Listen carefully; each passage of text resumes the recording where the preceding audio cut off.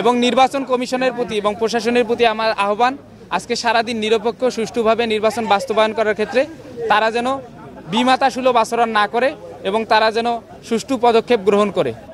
আজকে দীর্ঘ ৩৫ বছর পরে এই উৎসবমুখর পরিবেশে আমরা ভোট দিলাম আলহামদুলিল্লাহ। আপনারা জানেন ৩৫ বছর ধরে রাষ্ট্র নির্বাচন হয় না।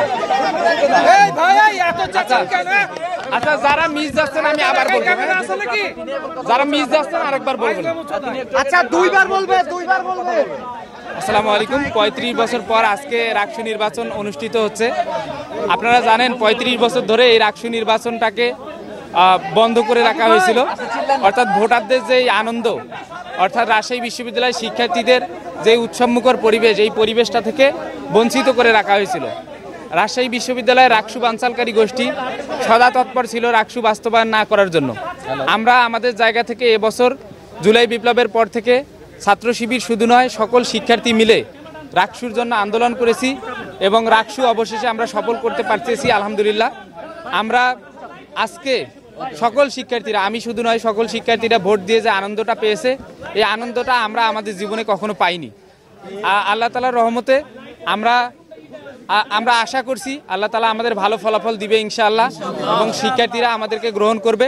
শিক্ষার্থীরা আমাদের গ্রহণ করলে আমরা শিক্ষার্থীদের জন্য যে ইশতেহার দিয়েছি সেই ইশতেহার অনুযায়ী সর্বোচ্চ চেষ্টা করে কাজ করব ইনশাআল্লাহ।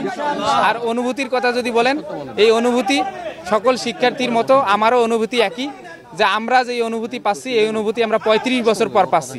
৩৫ বছর পর একটা অনুভূতি পেলে যেরকম অনুভূতি হয় সেই অনুভূতি আমার হচ্ছে। আমি আশা করি সকল শিক্ষার্থী উৎসবমুখর পরিবেশে ভোট দিবে এবং নির্বাচন কমিশনের প্রতি এবং প্রশাসনের প্রতি আমার আহ্বান, আজকে সারাদিন নিরপেক্ষ সুষ্ঠুভাবে নির্বাচন বাস্তবায়ন করার ক্ষেত্রে তারা যেন বিমাতাসুলভ আচরণ না করে এবং তারা যেন সুষ্ঠু পদক্ষেপ গ্রহণ করে।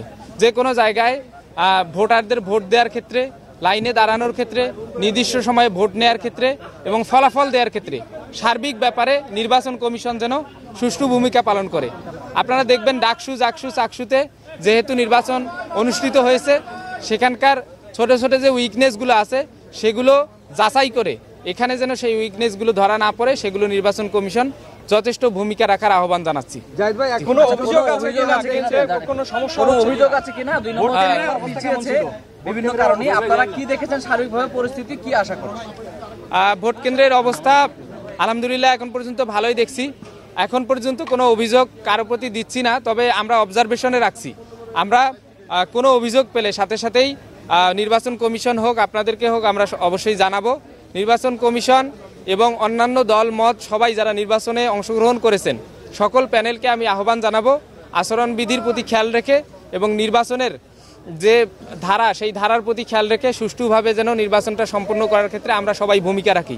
কোনো অভিযোগ এখন পর্যন্ত নাই, আমরা অবজারভেশনে রাখছি। আমরা প্রশাসনকে বলবো কোনো দলের প্রতি পক্ষপাতিত্বমূলক আচরণ যেন না করা হয়। আমরা একই অবস্থান, বহিরাগত যেন কোনোভাবেই এই ক্যাম্পাসে ঢুকতে না পারে। বহিরাগতদের আমরা যে নির্বাচন কমিশনকে বলবো, প্রশাসনকে বলবো যে নির্বাচনী যে ধারা বহিরাগত প্রবেশ নিষেধ সেটা যেন সুষ্ঠুভাবে বাস্তবায়ন করার ক্ষেত্রে তারা ভূমিকা রাখে।